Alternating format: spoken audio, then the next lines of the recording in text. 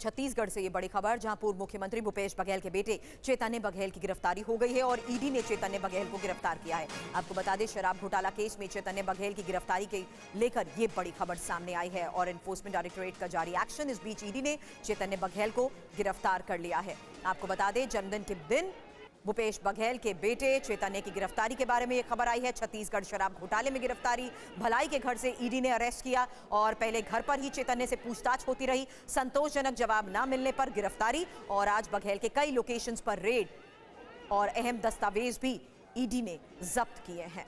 और बेटे की गिरफ्तारी पर भूपेश बघेल ने कहा, ईडी की कार्रवाई से हम झुकेंगे नहीं, मेरे बेटे को टारगेट किया गया है। भूपेश बघेल की तरफ से क्या कहा गया, यही खबर गिरफ्तारी के बाद एक और बड़ी खबर सामने आई है, जहां बेटे की गिरफ्तारी पर उन्होंने कहा कि ईडी की कार्रवाई से हम झुकेंगे नहीं, ये मेरे बेटे को टारगेट किया गया है।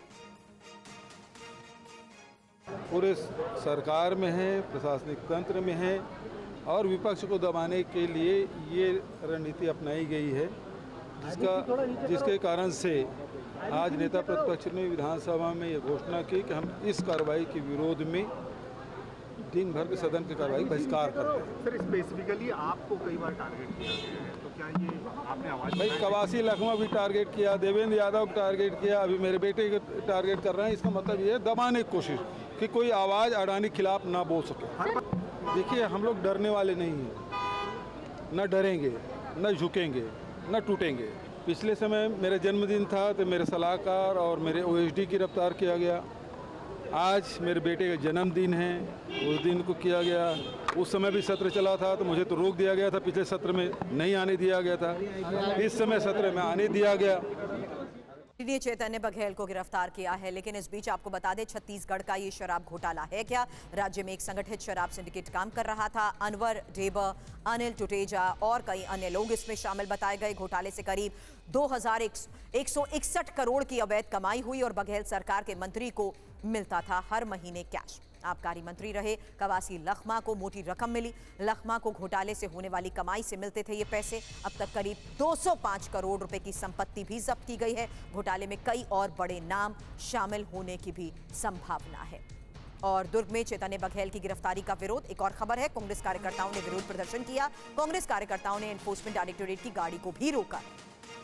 गिरफ्तारी के बाद कांग्रेस कार्यकर्ताओं ने विरोध प्रदर्शन किया और ये तस्वीरें सामने आ रही हैं दुर्ग में चैतन्य बघेल की गिरफ्तारी का कैसे विरोध जताया गया।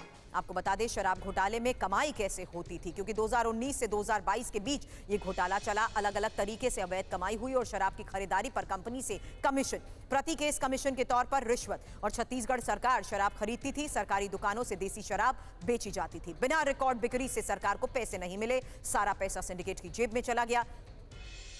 डिस्टिलर्स से घूस और लेकर ही फिक्स मार्केट शेयर भी दिए गए और आपको बता दें, डिस्टिलर्स को ही कार्टेल बनाने की भी छूट थी। FL 10A लाइसेंस धारकों से भी रकम वसूलते थे। विदेशी शराब के धंधे में एंट्री देने के बदले घूस।